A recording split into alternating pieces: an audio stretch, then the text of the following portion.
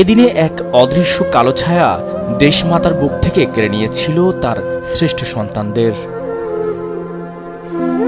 মহান মুক্তিযুদ্ধে যখন পাকিস্তানি হানাদার বাহিনীর পরাজয় নিশ্চিত, ঠিক তখনই বাঙালি জাতিকে মেধাশূন্য করার ঘৃণ্য চক্রান্তে ছক আঁকে বাংলার মাটিতে থাকা তাদের দোসররা। কি ঘটেছিল সেদিন? 14 ডিসেম্বর রাত শহরে জারি ছিল কারফিউ। সে সুযোগে বাংলার শ্রেষ্ঠ সন্তান বুদ্ধিজীবীদের চিহ্নিত করে বাসা থেকে ধরে নিয়ে যায় পাকিস্তানি হানাদারের দোসররা। চোখে কাপড় বেঁধে মিরপুর, মোহাম্মদপুর, নাকালপাড়া, রাজারবাগ সহ অন্য আরও কয়েকটি স্থানে অবস্থিত নির্যাতন কেন্দ্রে নিয়ে যাওয়া হয় তাদের।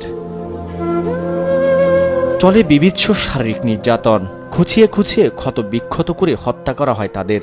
বিজয়ের পরপরই ভয়াবহ শারীরিক নির্যাতনের চিহ্নসহ শহীদ বুদ্ধিজীবীদের অনেকের মরদেহ পাওয়া যায় ঢাকার রায়ের বাজার ও মিরপুরে। ডোবা, নালা, নিচু জায়গা ও ইটের ভাটির মধ্যে অসংখ্য মানুষের মৃতদেহ বিক্ষিপ্ত অবস্থায় পড়েছিল সেদিন। মরদেহের অধিকাংশই ছিল কালো কাপড়ে চোখ বাঁধা ও পেছনে হাত বাঁধা অবস্থায়। পরবর্তীতে এই স্থানগুলোই বধ্যভূমি হিসেবে পরিচিত হয়ে ওঠে।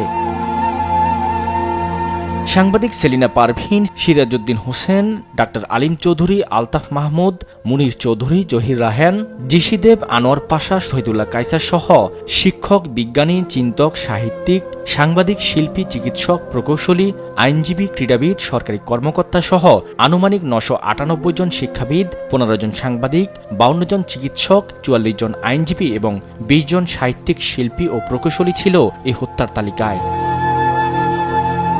পরবর্তীতে বাংলাদেশের প্রথম প্রধানমন্ত্রী তাজউদ্দিন আহমেদ এই দিনটিকে শহীদ বুদ্ধিজীবী দিবস হিসেবে ঘোষণা করেন।